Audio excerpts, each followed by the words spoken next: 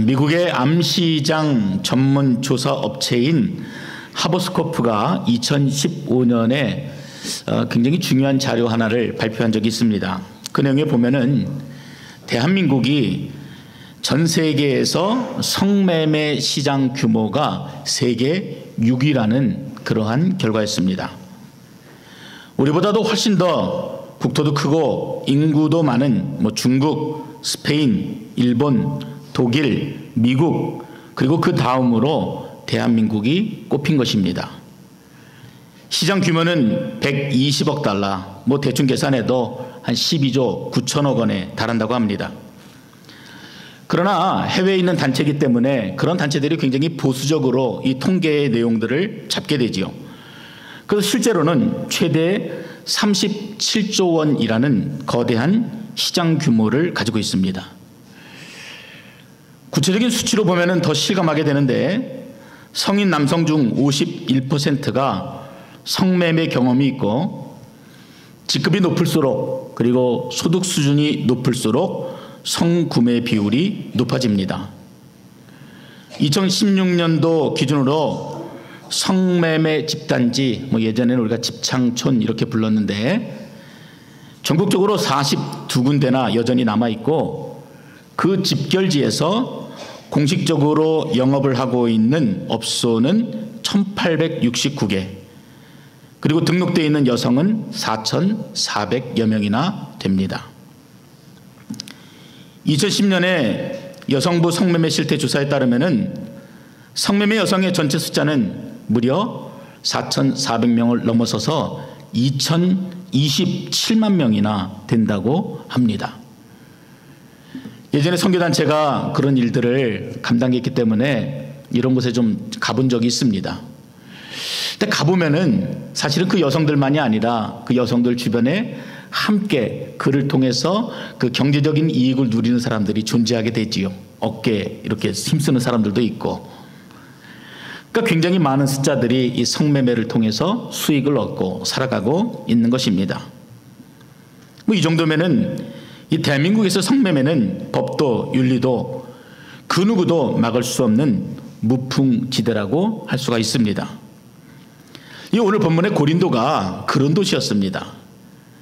고린도는 아테네에서 서쪽으로 약 70km 떨어진 도시인데 당시 인구로 60만이 넘는 굉장히 큰 도시였습니다. 항구 도시고 상업과 무역의 중심지이다 보니까 수많은 상인들이 있고 뱃사람들이 드나들고 뿐만 아니라 유흥업소들이 너무나 많이 즐비해 있는 곳이 바로 고린도였습니다.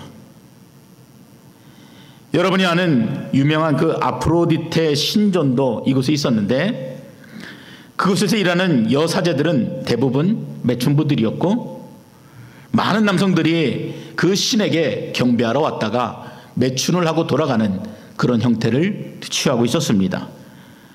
그 여사제들의 숫자도 1000여 명에 육박했다고 합니다. 이처럼 고린도는 우리가 성경에서 그 이름을 보고 있지만 굉장히 돈이 많이 있는 사람들이 많고 음란하고 강포하고 그리고 그 어느 도시보다도 우상 숭배가 성행했던 도시였습니다. 이런 곳은 아무리 생각해도 복음을 전하고 교회를 개척하는 일들이 거의 불가능해 보입니다.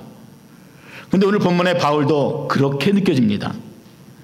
다른 곳에서는 그렇게 힘들어한 적이 별로 없었던 것 같은데 이 바울이 고린도 지역에서 복음을 전할 때는 그리고 그 복음을 전하고 있는 내용들을 보느라면은 굉장히 나약하고 두려워 떨고 있는 그 모습들을 보게 됩니다. 한마디로 영적인 탈진과 침체를 경험하고 있는 것입니다. 영적 침체는 일반적으로 우리의 신앙이 무기력해지는 것으로 나타납니다. 복음에 대한 열정이 식었기 때문에 말씀을 읽어도 감동이 없고 또 기도도 하기 싫습니다. 뿐만 아니라 찬양, 예배, 봉사 아무리 강조하고 말씀을 들어도 그것은 남의 이야기일 뿐 나에게 전혀 도전이 되지 못합니다. 그 모든 신앙의 행위들이 무의미하게 느껴집니다. 마음이 지쳐버려서 그저 아무것도 하고 싶지 않은 상태에 이르게 됩니다. 그리고 이러한 시간들이 지속이 되어지면은 그 마음이 더욱더 굳어지게 되고 심해지면은 신앙을 포기하기도 합니다. 이처럼 영적인 침체는 우리 그리스도인들에게 치명적이고 매우 무서운 영혼의 질병입니다. 오늘 본문에 보니까 바울이 아테네라 그랬습니다. 아테네를 떠나서 고린도에 이르렀을 때 결코 혼자가 아니었습니다. 그동안 많은 동역자들이 바울과 함께 하려고 했지만 이번에 함께 합류하게 된 사람들은 굉장히 특별한 사람들이었습니다.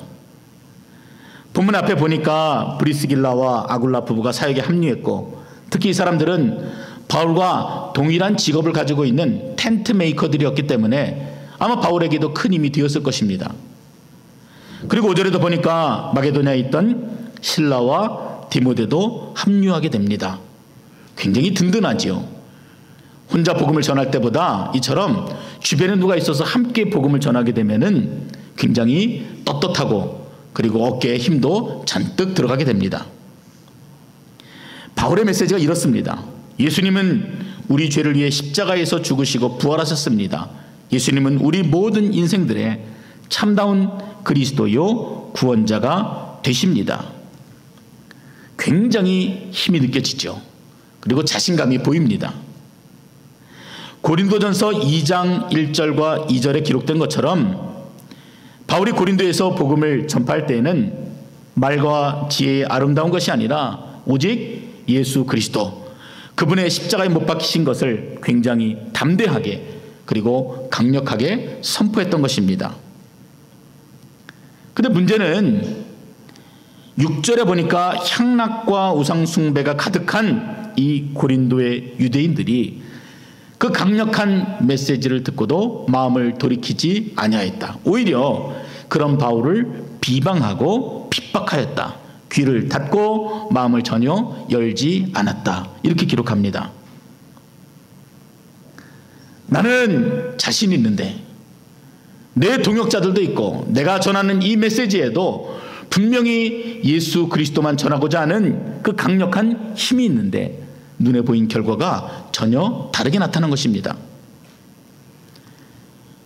이 상황을 보고 있는 바울의 심정이 9절에 잘 나타납니다. 밤에 환상 가운데 하나님께서 바울에게 나타나셨어요. 그리고 말씀하시는 내용입니다. 두려워하지 말며 침묵하지 말라. 여러분, 이 내용을 조금 뒤집어 생각해 보면은 지금 바울의 심정이 어떻다는 거예요? 굉장히 두려움 가운데 있고 또 굉장히 입을 다물고 침묵하고 있다라는 말입니다. 바울은 그동안 1차, 2차 전도여행을 통해서 굉장히 많은 지역을 순회하며 복음을 전해왔습니다. 안디옥 교회에서 파송을 받은 이후로 실루기아, 바보, 버가, 비시디아 안디옥, 이고니온, 루스드라, 더베, 소아시아 지역에 있는 많은 도시들을 지나면서 교회를 개척했습니다. 뿐만 아니라 빌립보, 데살로니가, 베레아, 아덴, 고린도에 이르기까지 하나님께서 마게도냐 유럽에 대한 환상을 주셨기 때문에 그 유럽 지역에 있는 도시들을 거치면서도 복음을 열심히 전했고 그리고 교회들을 세워 나갔습니다. 어떤 곳에서는 성공적인 복음의 역사를 이루기도 하고 어떤 곳에서는 돌에 맞아 죽을 뻔하기도 하고 광주리에 담겨져 피신을 하기도 하고 감옥에 갇히기도 하고 유대인들의 해방 때문에 야반 도주를 하기도 하였습니다. 그러나 이 모든 역경과 어둠 속에서도 바울이 지금까지 잘 견디고 버텨온 것입니다.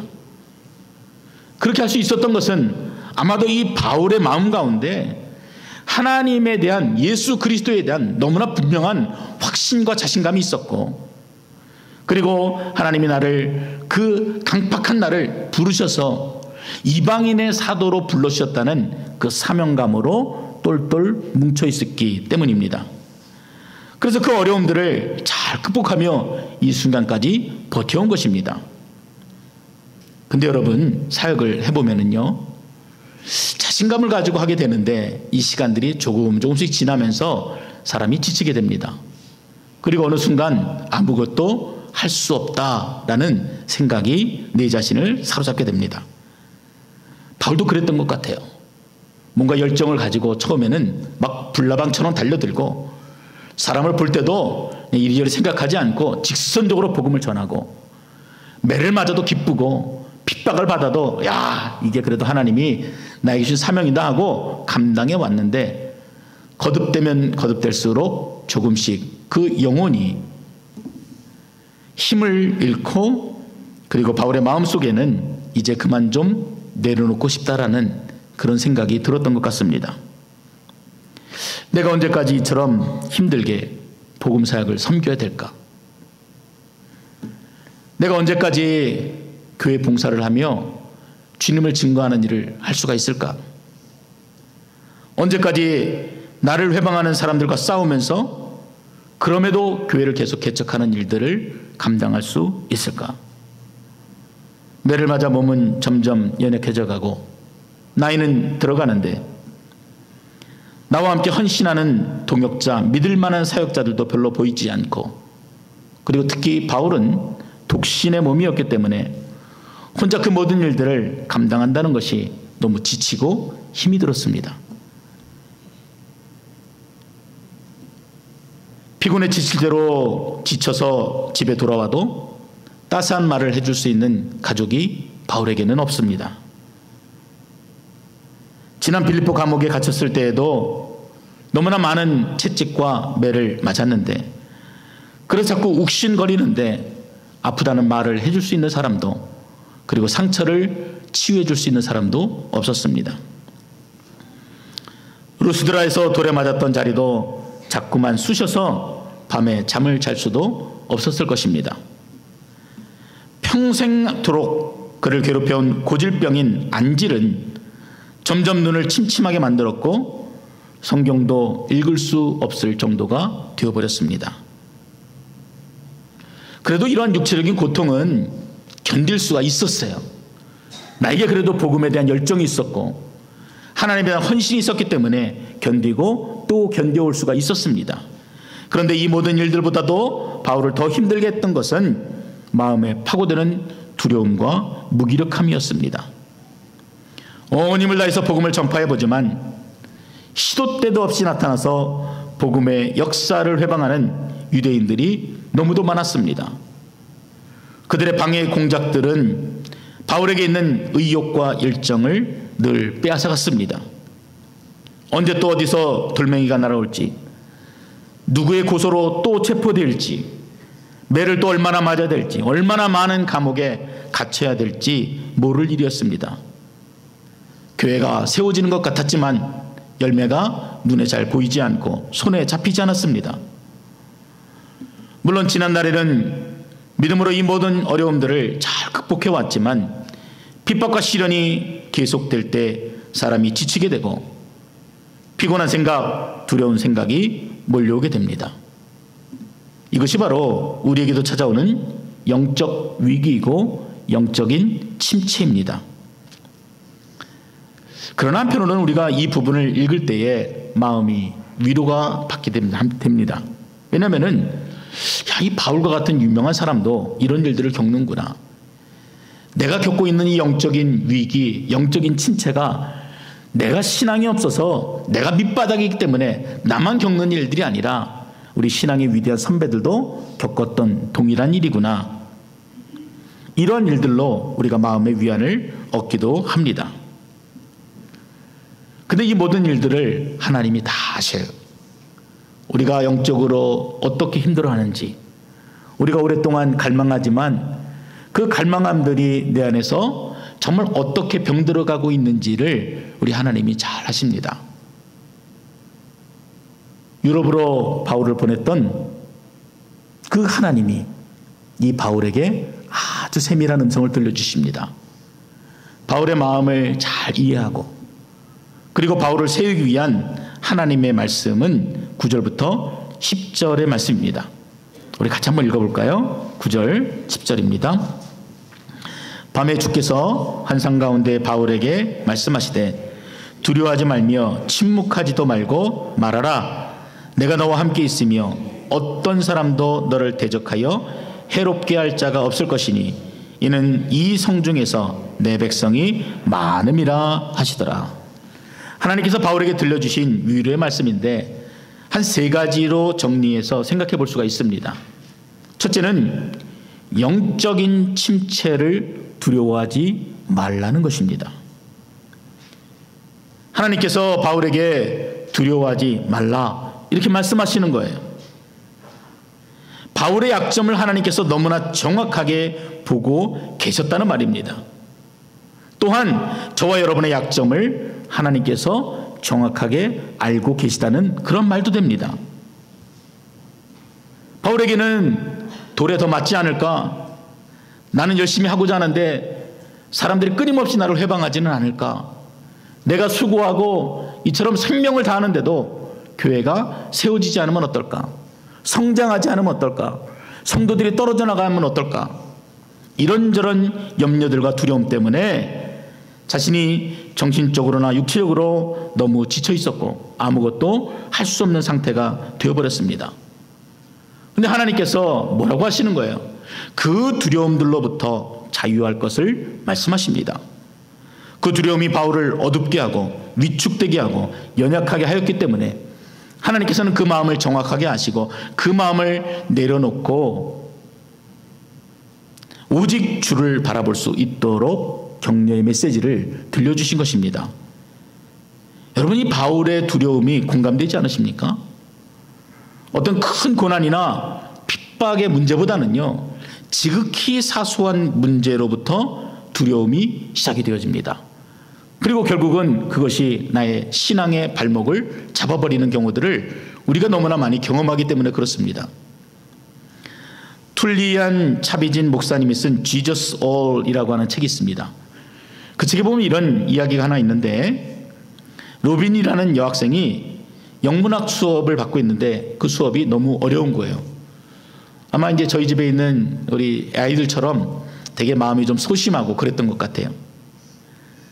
자신보다 다른 아이들이 더 잘하는 것 같고 또 그들을 보면은 자신감이 떨어져서 나는 할 수 없다, 나는 포기해야 되겠다, 이런 마음이 잔뜩 들었던 것 같습니다. 그래서 아버지를 대동해서 영어학과 학과장을 만나러 갔습니다. 이 학과장은 유태인 여성이었고 굉장히 훌륭한 선생이었습니다. 자퇴하고자 포기하고자 하는 이 로빈에게 이 학과장이 이런 제안을 하게 됩니다. 로빈 학생, 어떤 심정인지 잘 알아요. 그런데 내가 시험 점수에 상관없이 무조건 A학점을 주면 어떨까요? 시작도 하기 전에 A학점을 주면은 공부를 계속할 수 있겠습니까? 그러자 로빈은 훌쩍거리면서 할 수 있을 것 같아요, 이렇게 대답했습니다. 학과장이 말했어요.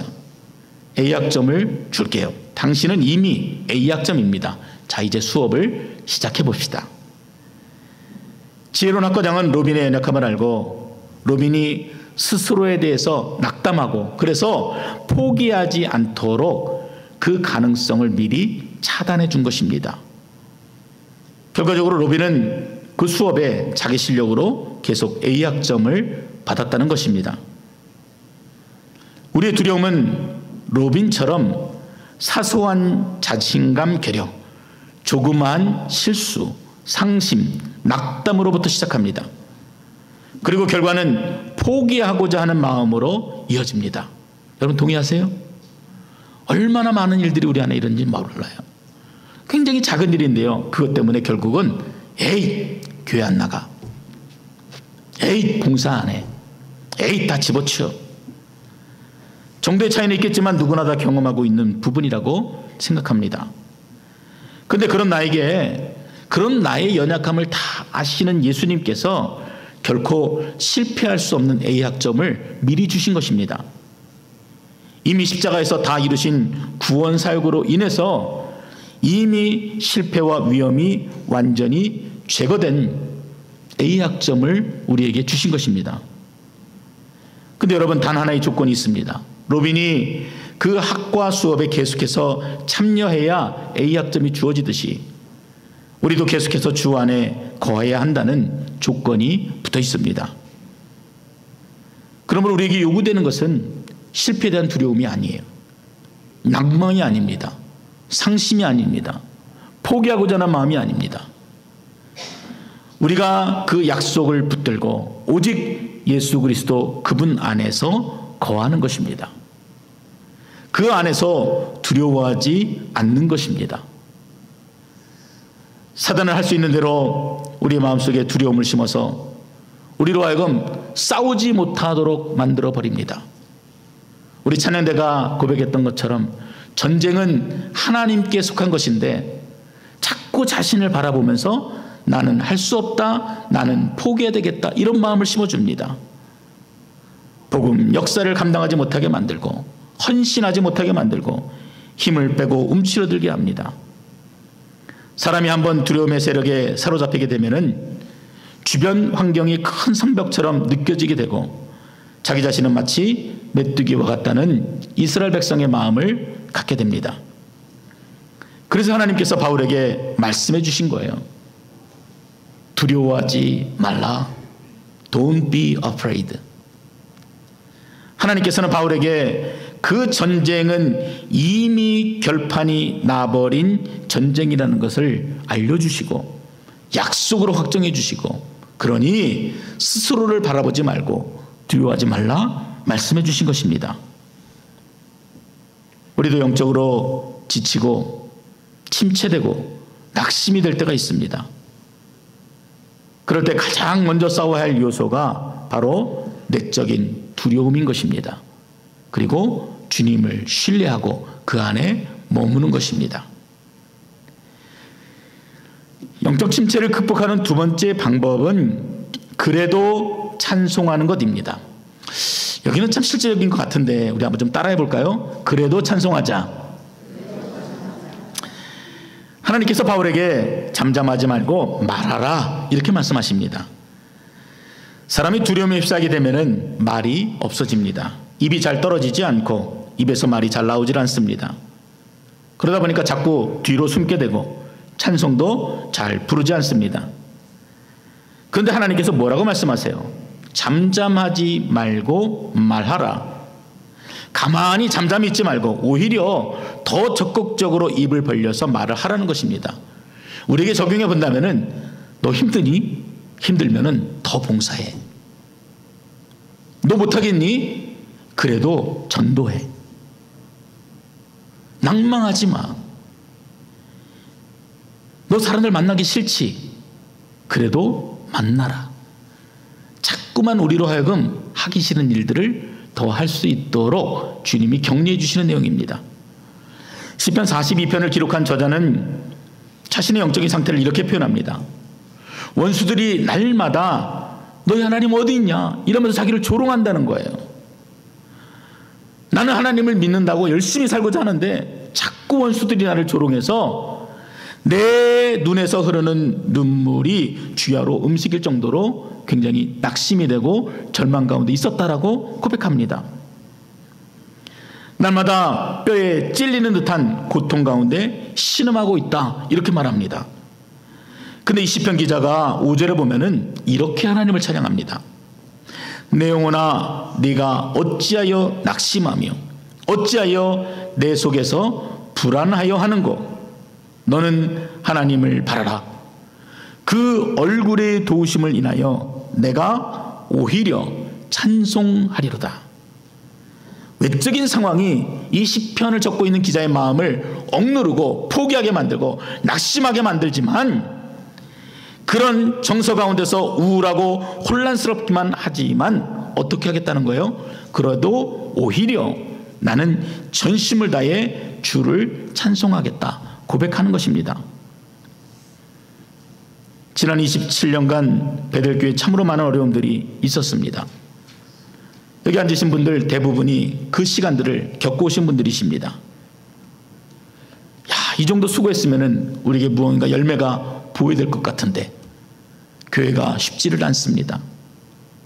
어려움들은 끊임없이 생기고 좀 잠잠하면 언제 또 무슨 일이 터질 것 같아서 불안하기까지 합니다. 그런데 오늘 말씀 우리 삶에 적용해 보면 어떻습니까? 그래도 열심히 더 적극적으로 복음을 전하고 더 소리를 내어서 기도하고 더 뜨겁게 찬양하고 더 뜨겁게 말씀을 읽고 영적인 훈련에 집중해라, 이렇게 말씀하는 것입니다. 여러분, 이렇게 할 때에 자기도 모르는 사이에 우리가 두려움을 극복하게 됩니다. 그리고 영역이 생겨나게 되고 어려운 환경을 뚫고 나와서 승리하는 기쁨을 맛보게 되는 것입니다.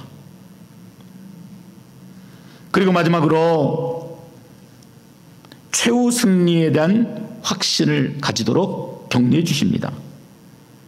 그렇게 하나님께서 바울에게 승리에 대한 확신을 심어주시는 것이에요. 10절 말씀을 우리 다시 한번 읽어봅니다. 10절입니다. 내가 너와 함께 있음에 어떤 사람도 너를 대적하여 해롭게 할 자가 없을 것이니 이는 이 백성 중에 내 백성이 많음이라 하시더라. 이 바울이 고린도 지역이 너무나 음란하고 강포했기 때문에 자신을 대적하고 해롭게 할 자들이 많을 것이라 생각했습니다. 실제로도 그랬어요. 항구 도시니까 깡패들도 많고 또 어업에 종사하는 사람들이니까 험한 일하니까 말도 거칠고, 여러분 바닷가 가보셨습니까? 바닷가에 있는 도시들은요 미신이 성행합니다. 생명의 위협을 받기 때문에 그래요. 근데 하나님께서 그 누구도 바울을 대적하여 해롭게 할 자가 없을 것이다, 이렇게 약속해 주십니다. 하나님께서 바울을 보호하시기 때문에 아무도 그를 해치지 못할 것이라고 약속해 주시는 것입니다.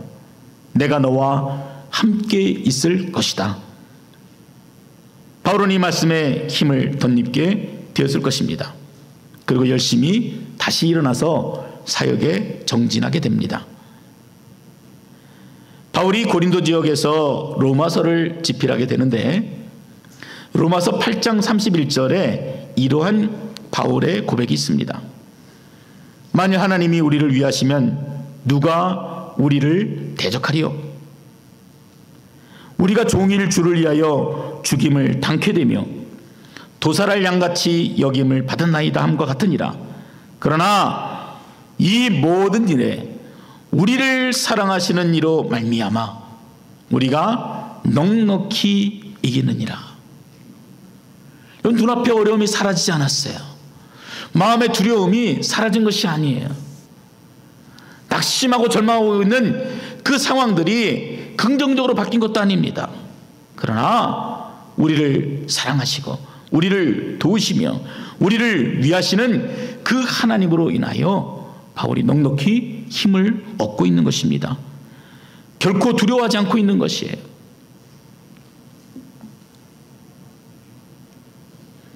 여러분, 이 말씀이 우리 안에 찬송이 된다면 어떤 찬양이 될까? 제가 잠깐 생각해 봤습니다. 지난주에 저희가 불렀던 찬양 가운데 이 찬양이 있는데 제가 조금 해볼 테니까 여러분들 한번 따라해 보십시오. 최후 승리를 얻기까지 주의 십자가 사랑하리. 빛난 멸류관 받기까지 험한 십자가 붙들겠네. 이게 우리의 고백이에요. 바울이 만약에 이 힘든 도시 고린도에서 자신의 감정에 따라서 그냥 포기하고 좌절하고 그냥 앉아버렸다면은 그의 선교 사역은 실패가 되었을 것입니다. 별 볼 일 없이 그냥 그렇게 끝나버렸을 것입니다. 그러나 그가 승리의 확신을 주신 하나님을 믿고 의지하여서 다시 그 험한 주의 십자가를 붙들었을 때에 그의 사역이 날개를 달고 그리고 그 어떤 지역보다도 더 많은 복음의 열매들을 보게 되었던 것입니다. 그래서 후에 보면은 고린도 성도들을 위해 쓴 고린도 전후서가 바울이 쓴 그 어떤 서신서보다도 가장 많은 양으로 기록되어져 있게 됩니다. 이것은 그 말도 많고 탈도 많은 고린도 교회에 권면할 말이 많아서 그렇다, 뭐 이렇게 생각해 볼 수도 있겠지만 그만큼 고린도 교회에 대한 바울의 기대와 소망이 크다는 증거가 됩니다. 11절을 보십시오. 그래서 바울은 이곳 고린도에서 무려 1년 6개월이나 머물면서 하나님의 말씀을 힘써 가르쳤습니다. 만약 포기했다면 얼렁이 도시를 떠나서 더 쉬운 지역 가서 아주 쉽게 복음을 전했겠죠. 그렇지 않았다는 거예요. 포기하지 않고 낙심하지 않고 승리에 대한 확신을 가지고 더 적극적으로 순종하여서 바울을 그동안 억누르던 영적 위기와 침체를 극복했다는 그런 이야기도 됩니다. 에디슨의 말처럼 바울은 실패와 좌절을 도약의 발판으로 삼은 것입니다. 여러분, 그 뒤의 내용은요, 그 결과예요. 12절부터 17절에 보면 또다시 유대인들의 핍박이 찾아왔습니다. 아이고, 너 고생했네. 이번엔 좀 살살 할게. 그러지 않았어요. 오히려 더 강하게, 더 강력한 핍박으로 바울에게 다가왔습니다.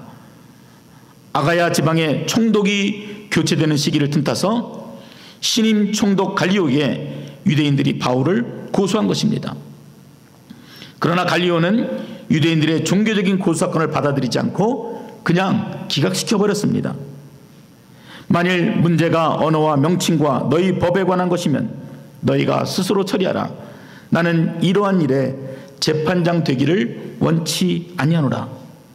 여러분, 이 이야기는 이 갈리오가 정의로운 재판장이어서 이렇게 했다, 이렇게 보지를 않습니다.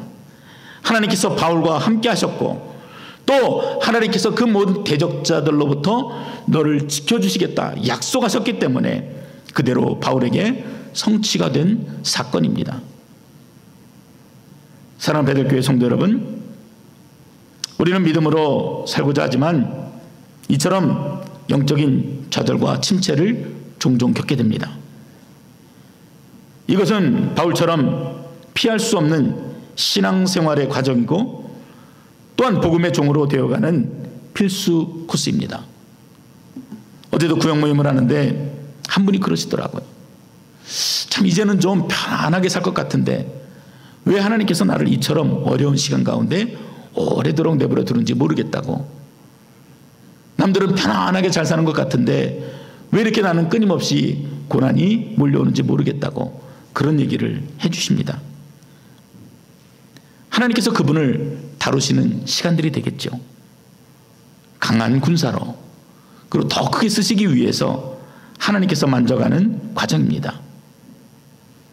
이런 과정 속에 우리가 결정해야 될 마음의 각오는 무엇이겠습니까? 나와 늘 함께 하시고 변하지 아니하시는 하나님을 믿는 것입니다. 그러므로 두려움과 싸우며 더 적극적으로 복음을 전파하는 것입니다. 실패에 대한 두려움을 버리고 승리에 대한 확신을 갖는 것입니다. 우리가 겪고 있는 영적인 침체와 위기보다 더 큰 하나님의 승리를 경험하게 되는 것입니다.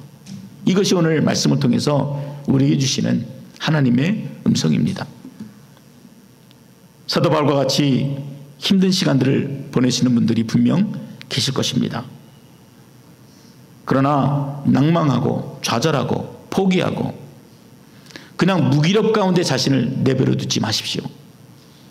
오히려 더 찬송하시고 오히려 더 기도하시고 복음 전하는 일에 더 충성하시는 저와 여러분이 되시기를 주님의 이름으로 축원드립니다.